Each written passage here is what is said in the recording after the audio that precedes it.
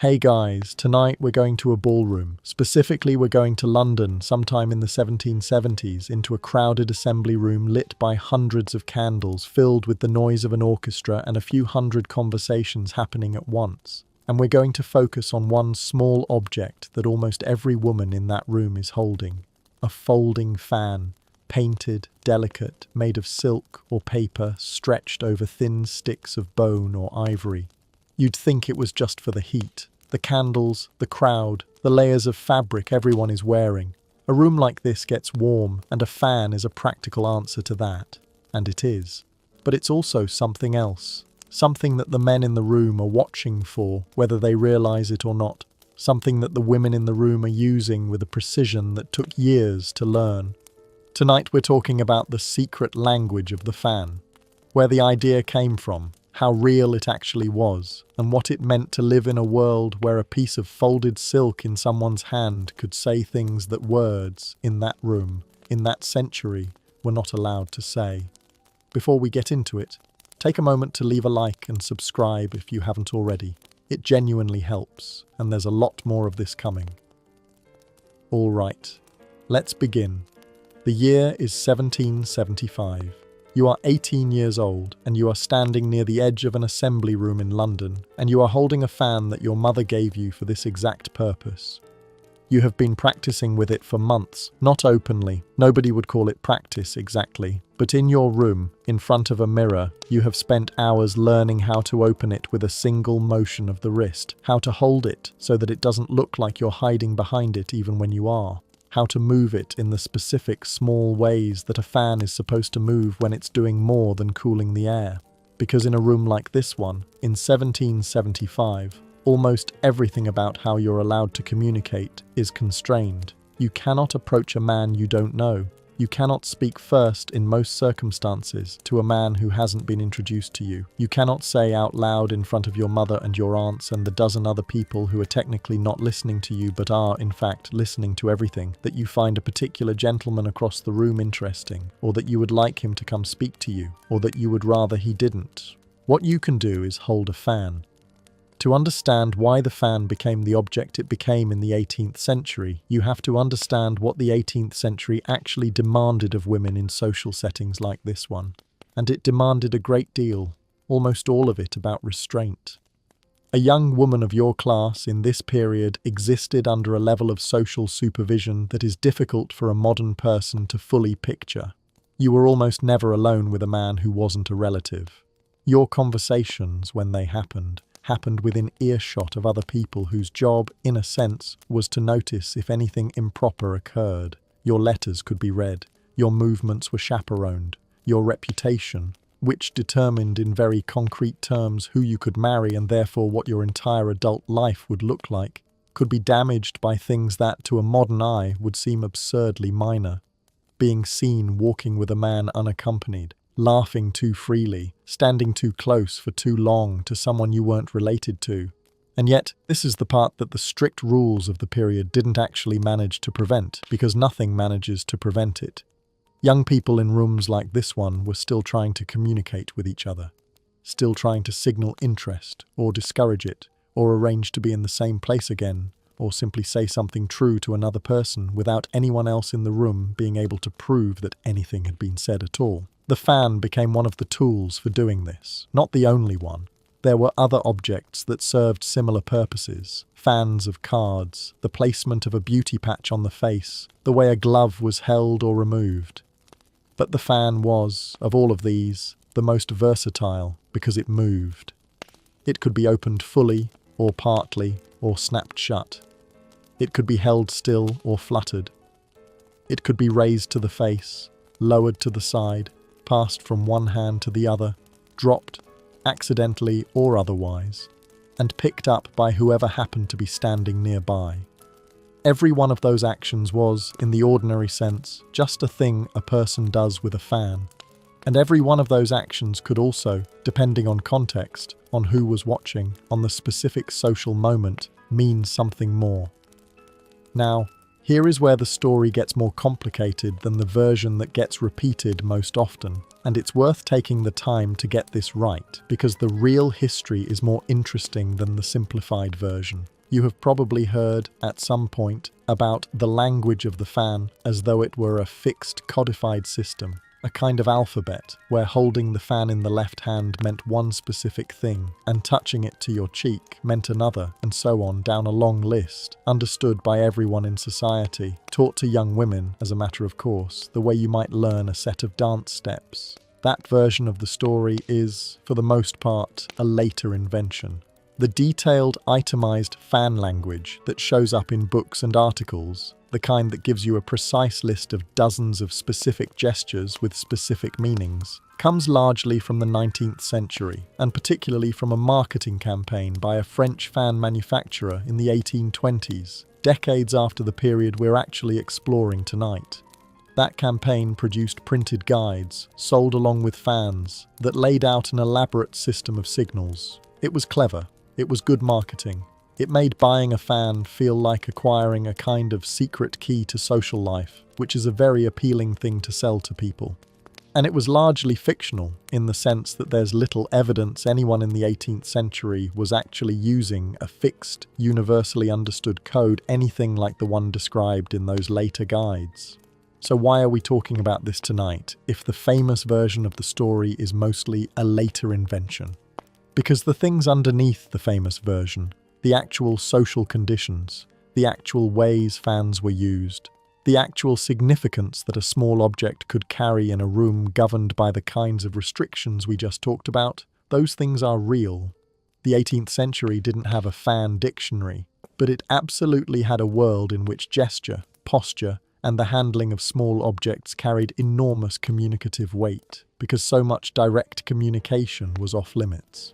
The fan didn't need a published code to be meaningful. It was meaningful because everything was meaningful in a social world this constrained, and the fan was simply one of the most flexible and most constantly present objects available for that meaning to attach itself to.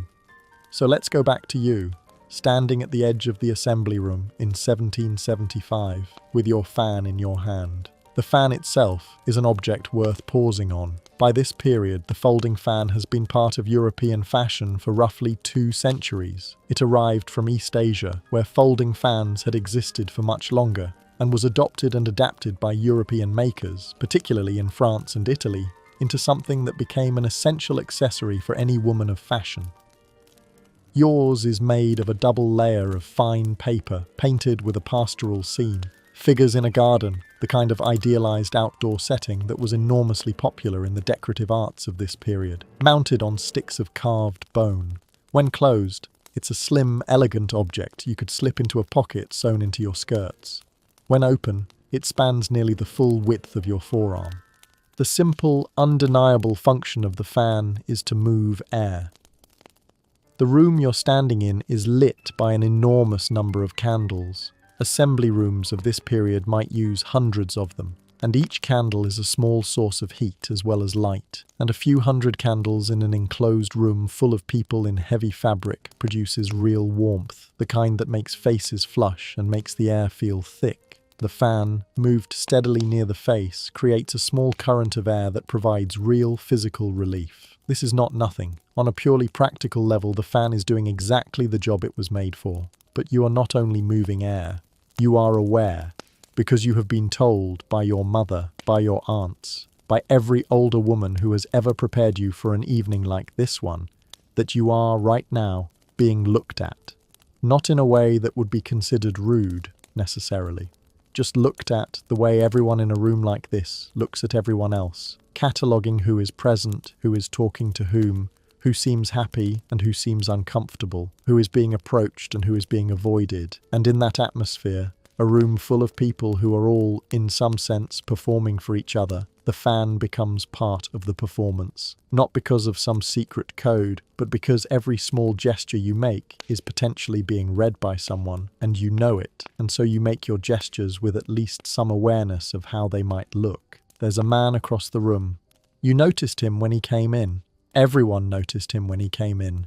because that's what happens in a room like this. Every new arrival gets a brief wave of attention before the room settles back into its previous rhythm. He's been introduced to your aunt at some point in the past, which means that, technically, a path exists by which he could be introduced to you as well, if your aunt chose to facilitate it, or if some other mutual acquaintance happened to make the connection. You don't know if he's noticed you. You're fairly sure he has. You caught him looking once in the brief, unguarded moment before he realized you'd noticed him looking, and there was something in his expression that you've been turning over in your mind since. What do you do with that?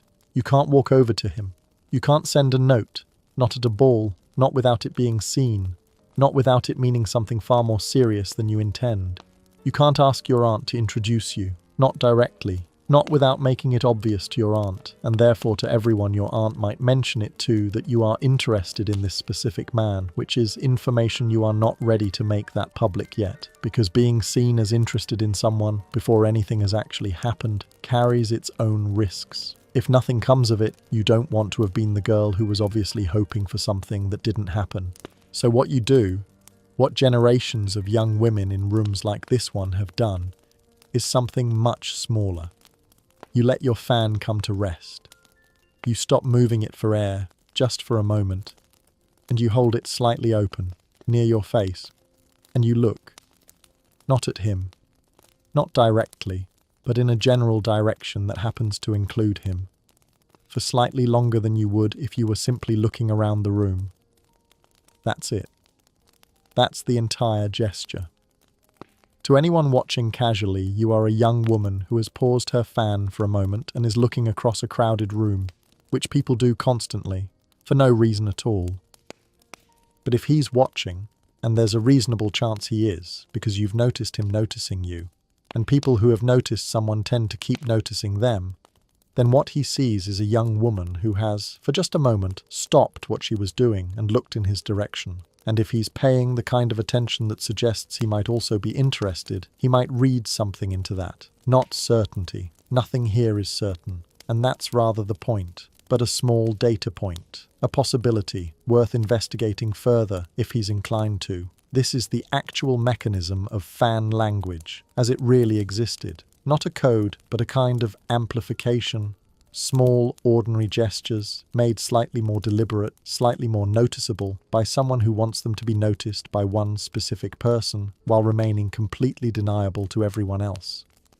The deniability is the whole point, and it's worth dwelling on because it tells you something important about how an entire society managed the gap between what people wanted and what they were allowed to do.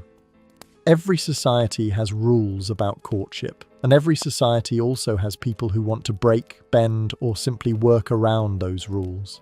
Not because they're rebellious particularly, but because human attraction and human curiosity don't actually stop existing just because a set of social rules says they should be quiet about it. The interesting question is never whether people will find ways around the rules. They always do. The interesting question is what those workarounds look like, and what they tell you about the rules themselves.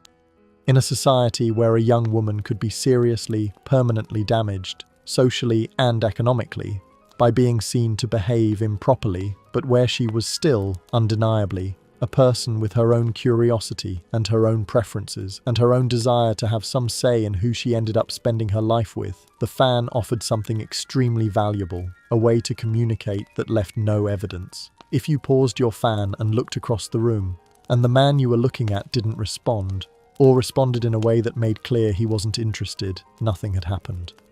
No one could say you'd done anything. You hadn't approached him, hadn't spoken to him, hadn't done anything that any observer could point to and say, she was clearly trying to attract his attention. You'd simply paused for a moment the way anyone might. This matters enormously, because it meant that the risk of this kind of small signal was very low. You weren't risking your reputation on a gesture this small, and because the risk was low, you could afford to send the signal, to test the water, in a way you couldn't, if the only options available to you were either total silence or an unmistakable, undeniable approach. The fan, in other words, created a space for low-stakes communication in an environment that otherwise offered only high-stakes communication or none at all. And that space, small as it was, mattered enormously to the people living inside a system that gave them very few other options. Let's widen the lens for a moment, because the fan wasn't operating in isolation. It was one part of an entire vocabulary of restrained, deniable communication that existed across 18th century social life. And understanding the others helps you understand why the fan fit so naturally into this world.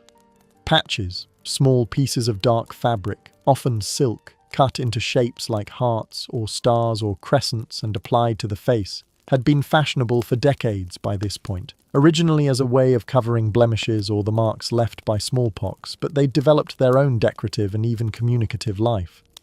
Where you placed a patch on your face could draw attention to a particular feature. A patch near the eye drew the eye toward the eye, a patch near the mouth toward the mouth. And the practice of patch wearing had its own set of associations and meanings that shifted with fashion and context. Gloves were another object loaded with small meaning. The removal of a glove, in a society where bare skin was otherwise almost entirely concealed in public, was itself a small event. A moment of, however briefly, more direct contact than was usually available. The offering of a bare hand for a kiss in greeting carried different weight than the offering of a gloved hand. None of this required a code book. It required only that everyone present understood, on some level, what level of intimacy each gesture represented, and could therefore notice when someone offered slightly more or slightly less than the bare minimum that etiquette required. Letters, too, operated under their own elaborate set of unstated rules. The wax seal, the choice of paper, the formality or informality of the opening address, even the handwriting itself, all of these carried information beyond the literal content of the words. In a culture where written correspondence between unmarried young people of different sexes was itself a fraught and carefully monitored activity. What all of these things have in common, the fan, the patches, the gloves, the letters, is that they exist at the intersection of two competing pressures. On one side, a set of social rules demanding restraint, propriety, and the appearance of total decorum. On the other side, the simple human reality that people are curious about each other, attracted to each other, and need, really, some way of finding out whether that attraction is mutual before committing to anything more serious. The fan was simply the most flexible, most constantly available tool for navigating that tension. You could carry it everywhere. You could use it constantly, for its ordinary purpose, which meant that any extraordinary use of it was camouflaged inside hundreds of ordinary uses. No one could ever say, definitively, she used her fan to signal something, because she was using her fan all evening, the way every woman in the room was using her fan all evening, and the line between ordinary use and meaningful use was never, ever clear enough to prove. Back in the assembly room, time has passed. Not much in the scheme of the evening, but enough. The man you noticed has, in fact, made his way across the room, not directly toward you. That would have been too obvious, too sudden, and he's been in rooms like this one often enough to know that a direct approach, without the proper social scaffolding around it, would draw exactly the kind of attention that neither of you wants right now. Instead, he's drifted, the way people do at a ball, talking to one person and then another, working his way gradually toward the part of the room where you and your aunt are standing. Eventually, he ends up close enough that a conversation involving your aunt becomes natural. He knows her after all, and a few words exchanged with an acquaintance is the most ordinary thing in the world. And in the course of that conversation, which is mostly about nothing, the music, the heat of the room, some mutual acquaintance neither of you particularly cares about, your aunt, perhaps because she's noticed something, or perhaps simply because it's the polite thing to do when a conversation includes someone who hasn't been introduced, makes the introduction. And now you can talk to him, properly, with your aunt standing right there, within easy earshot, exactly as propriety demands. But talking to him nonetheless, which a few minutes ago was something you had no clear path toward at all. Did the fan cause this? Not exactly. Not in any way you could prove. Not in any way that even you could be entirely certain about. Maybe he was always going to drift in this direction. Maybe your aunt was always going to make that introduction, fan or no fan. There's no way to isolate the variable, no way to run the evening twice and see what happens without the pause, the look, the moment when your fan went still. But you noticed him noticing you, and then, not very long after, he was here. And in your own mind, at least, there's a small private thread connecting those two things, a thread that exists only for you, that you could never explain to anyone else without sounding as though you were claiming some kind of magical influence over events, but that feels, to you, entirely real. This is, in the end, what the fan actually offered. Not certainty, not a guaranteed outcome, just a small increase in the odds. A way of nudging a situation very slightly in the direction you wanted it to go, while preserving completely your ability to claim that you'd done nothing at all. There's a broader point here, and it's one that applies well beyond fans, well beyond the 18th century, well beyond courtship specifically. Every society that places strict limits on direct communication between people develops, almost as a kind of pressure release valve, an alternative system of indirect communication. And these systems are often far more sophisticated and far more widely understood by the people actually using them than they appear to outsiders or to later generations looking back. The 18th century ballroom, with its fans and its patches and its careful choreography of who could speak to whom and when, looks, from the outside, like a world of rigid formality. And it was. But formality and communication aren't opposites. Sometimes the most formal systems are the ones that develop the richest informal undercurrents, precisely because the formal rules are so restrictive that an enormous amount of social and emotional information has to find some other way to move through the room. The fan was never magic. It was never a secret alphabet that only the initiated could read. What it was a tool, flexible, deniable, always at hand, that let people in a highly constrained social world do something that people in every social world, in every era, have always needed to do. Find out carefully, without too much risk, whether someone else feels the way you think they might feel. That need doesn't go away. The tools change. The fan gave way, eventually, to other small objects and other small gestures, and those gave way to others in turn, all the way down to whatever tools exist now for doing exactly the same thing. The careful, low-stakes, deniable testing of whether an interest is returned, before anyone has to say anything they can't take back.